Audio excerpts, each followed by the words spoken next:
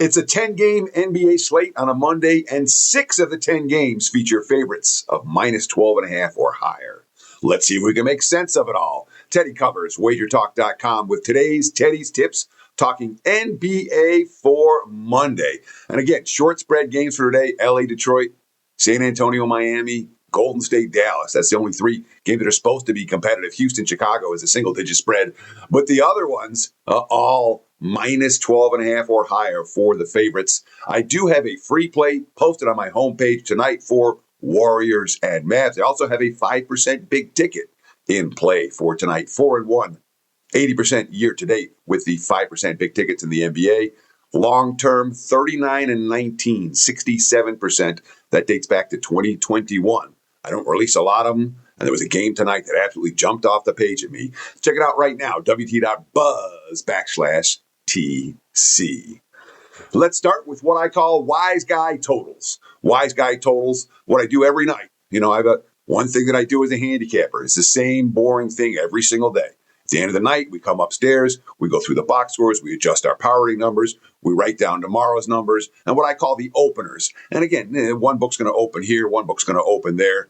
I usually put it down, again, I write them down anywhere between 6 and 9 o'clock Pacific time, depending on the night. So that's 9 and midnight Eastern time. But we write down the numbers, and then the next morning you get up and you see where'd the money come. And, as I record here, 9:30, 10 o'clock, usually most days in the morning here on the left coast in Las Vegas, you see, A, what the money did overnight, and then B, what happened first thing in the morning. Because sometimes the overnight moves are false. You get bettors trying to send the market in the other direction because the big bets are coming the other way. So by this time of the day, we have a good idea, what's a false move and what's real, what's a head fake, and what's legitimate. So we talk about these wise guy totals. And again, in the NBA, where we want to be following the sharpest of the sharp money is totals much more than sides. That's 28 years in Vegas. I'm confident of that statement because the sides-wise, all they're doing is betting injuries. And you know how it works in the NBA. The injuries don't pay. But the totals do. The totals are worth paying attention to. And the wise guy totals, again, you're not going to get rich, but you're going to make a profit. If you follow these long-term, there was 2 that stood out over the course of the overnight hours.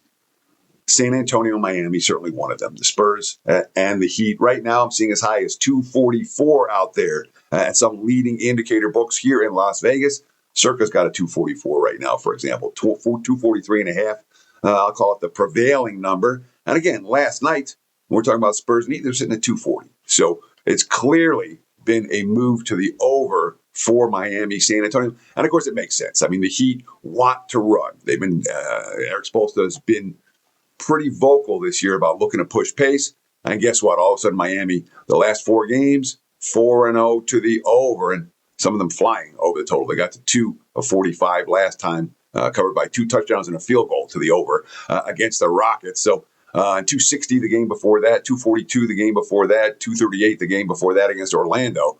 Yeah, Orlando's not necessarily an over team per se. So Miami's been pushing pace. And San Antonio, too, coming off a high-scoring game, although the recent meetings between these 2 teams, there have not been a whole lot of overs. Last time they met, 107-101, stayed under, 105-103, the meeting before that stayed under as well. And, boy, you got to go back, to 2022 before you've seen a matchup between the Spurs and the Heat go over this number.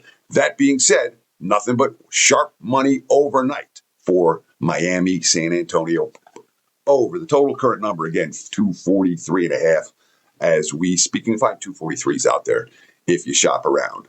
The other wise guy total worth noting for Monday, OKC and Philly. This one sitting at 221.5 last night. What are we seeing today? Seeing 225s out there, 224.5. So significant move to the over for the 76ers and the Thunder. And of course, Philadelphia without basically all of their weapons, or all of their key, shouldn't say all their weapons because they're getting played from Quentin Grimes and the VJ Edcombs of the world, but without their primary offensive threats, with their top 3 offensive players in terms of Embiid, George, and Maxey all sitting. What have they done last 2 games? They hung 139 on Sacramento and 126 on Utah, flew over the total in both contests and pushed pace in both contests by flying over the total. And OKC, Man, the Thunder. I'll tell you what. I was watching the Thunder and the Wizards at the Westgate the other day, and the score was 93-all. I'm like, watch them giving them a battle. And then you look up, and OKC covers minus 20 and a half. That's what they're capable of doing. They're an extraordinary offensive team. They're a pretty good defensive team here, but they turn their defense into offense. Bottom line, 132, 121 the last two games for the Thunder. They had been trending under. However, they cashed 400 in the previous 5. They'd cashed 8 unders in the previous 10. That being said, we're seeing over money for OKC Philly today. 224 and a half, 225, the prevailing number. And again, these overnight moves on the totals, that's as sharp as it comes when it gets to NBA betting. Let's talk angle of the day. And this is one over the last 2 years, 26-1. And their opponent is cashing at a 2-10 cliff. So it's certainly 2 angles worth noting for a game tonight featuring a double-digit favorite. Before I go there, I do want to let you know, again, 5% big ticket, rare, tonight. wt.buzz /TC, or visit the website, WagerTalk.com. And of course, we appreciate those comments, likes, and the follows. I was at the Westgate this weekend several times, and everyone's coming up to me. I hit the like button. I hit the like button. That's the first thing I do. Thank you. We genuinely appreciate it. Really do. And of course, if you haven't subscribed to WagerTalk TV, subscribe. You get instant alerts when these videos go live. Nearly 250,000 of you are now subscribed to the WagerTalk YouTube channel. WagerTalk TV. Subscribe today if you haven't done so. Angle of the day. What do we got? Portland's now laying 14 and a half /15 against Brooklyn. That's a bit rich for my blood. That being said, both of these teams are on the second of back-to-backs for tonight. The Blazers, over the last 2 years, playing with no rest. 20 covers, 6 non-covers, 1 push. 20-6 with a push in 27 tries. That, my friends, is a bet on track record when playing without rest. The Brooklyn Nets, well, they battled yesterday. I'll give them credit. They showed up. The Nets are what they are. 2-10 ATS on the second of back-to-backs, full season. They have been absolute disasters in this role. And the Nets, I mean, again, when you get a good, we saw a good effort out of them against the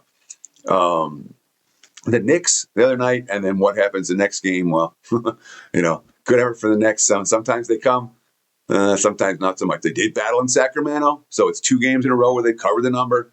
Now they're on the second of back-to-backs. They've been disasters. Again, 2-10 ATS. So Portland, great on the second of back-to-backs. Brooklyn, miserable on the second of back-to-backs. The angle of the day says, lay the points with the Blazers, even though the price is significant. One more to talk about before this show is through, and I call this a still value play, where the line has already moved a little, but there's still room to take advantage of. I'm not going to tell you guys to bet on something after it's already been bet 2, 3, 4 points. Not going to do it. But something bet a half point, something bet a point, we can still look at it. And this is one that we most assuredly want to look at. It's also a free play and 2% client play for me at WagerTalk.com tonight. That play is on the Dallas Mavericks plus. You can still find 2.5 out there. There were 3s last night, mostly 2s, but shop around. You can find a 2.5 for the Mavs. And this is everything to do with fading Golden State right now. Clients and I have already cashed a couple of winners betting against the Warriors on their current road trip. And Golden State, when you look at the standings, it gets so clear. There is absolutely no reason for Golden State to balls to the wall for anything right now. They're going to be in the play-in game. They know it. The quotes, Steve Kerr. We had our eyes on the 6th seed for a while. That's out of the question now. We're not getting there. We're not going to get to 7. We know that. Can we prepare ourselves for the play-in? We have to be prepared for when we get guys back. Cui Santos, quote, we know it doesn't matter. This is a couple games ago. If we win 13 games or we lose 13 games, we're going to be playing in the play-in. There's no urgency for Golden State. Nobody's back on the floor for the Warriors. And this team, to me, is all the makings of a false favorite. We'll look at the Dallas Mavericks as home dogs. Again, you can find plus 2.5 shopping around. I think there's still value at that number, even though you could have found plus 3 last night. Teddy's tips for Monday. That's all I got, folks. Thanks for watching. Really appreciate the likes, comments, and follows. Check out my homepage, wt.buzz /TC. And don't forget, 5% big ticket, 80% year to date, 67% over the last 5 years with these NBA 5%. This one really stood out to me. Check it out, wt.buzz /TC. Have a great betting Monday. We'll do it again tomorrow. Cheers.